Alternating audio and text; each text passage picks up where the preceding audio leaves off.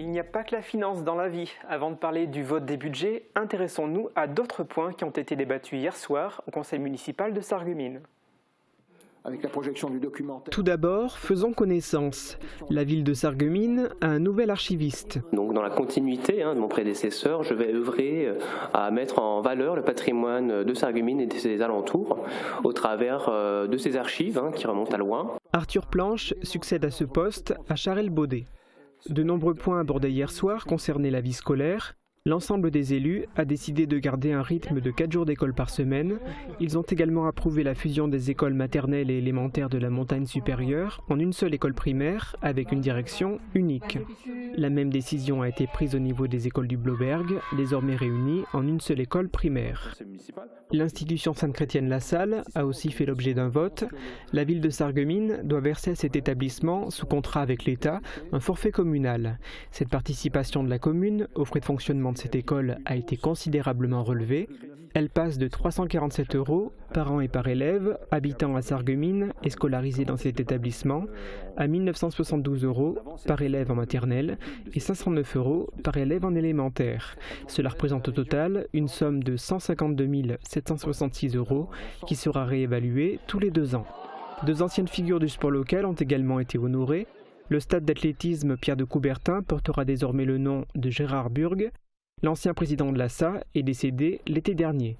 Quant à Gilles Catani, l'entraîneur du cercle nautique de Sarreguemines, qui nous a quittés la semaine dernière, les élus du conseil municipal se sont levés pour honorer sa mémoire.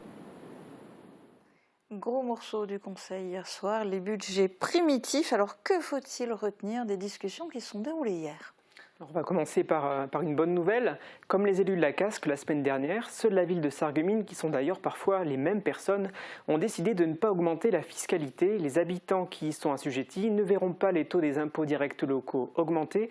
On reste à 18,10 pour la taxe d'habitation sur les résidences secondaires, 36,89 pour la taxe foncière sur les propriétés bâties et 47,70 pour la taxe foncière sur les propriétés non bâties.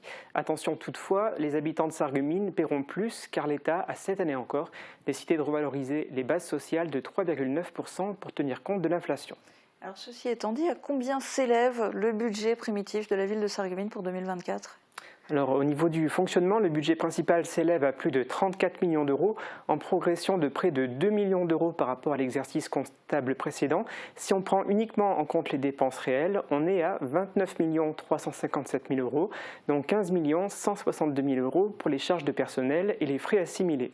Les employés municipaux sont davantage payés en raison de plusieurs facteurs comme la revalorisation des points indiciaires, celle des bas salaires, la modification du RIFSEP ou encore la prime de pouvoir d'achat exceptionnel qui a été approuvé hier à l'unanimité. L'inflation est encore là et le maire de Sarreguemines veut accompagner le pouvoir d'achat des fonctionnaires. Je vous propose de l'écouter.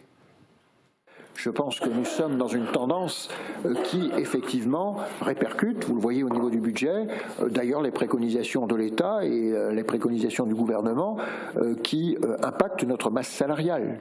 S'il a été beaucoup question hier de pouvoir d'achat, cette hausse s'explique pas à elle seule l'augmentation des dépenses de fonctionnement.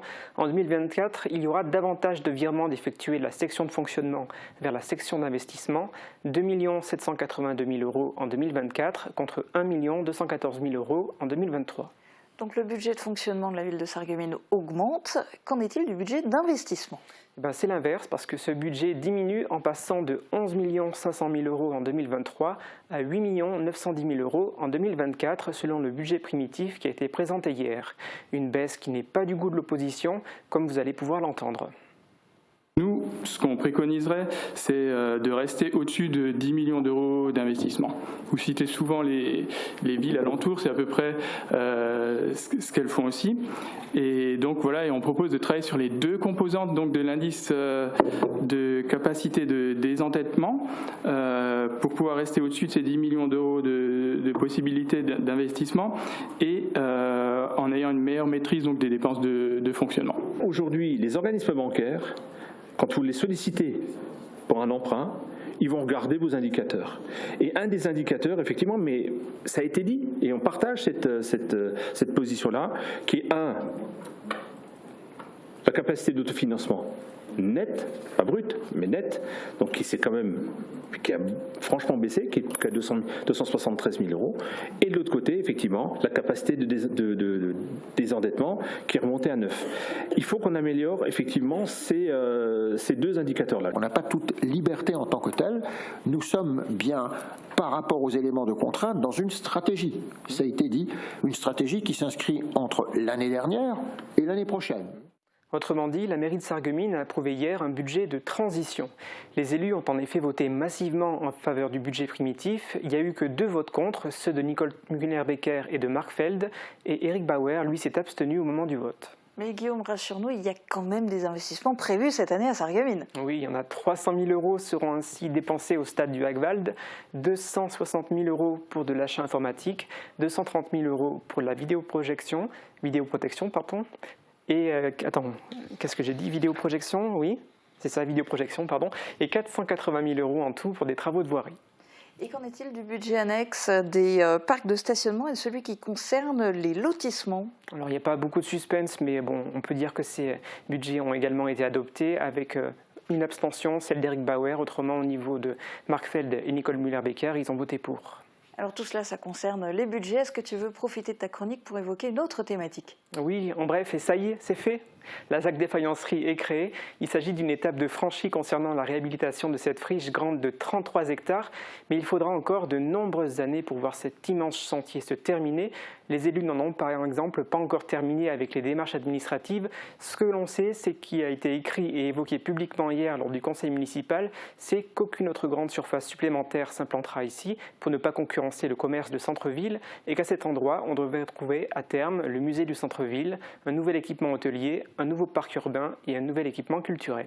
Eh bien, merci Guillaume pour ta chronique.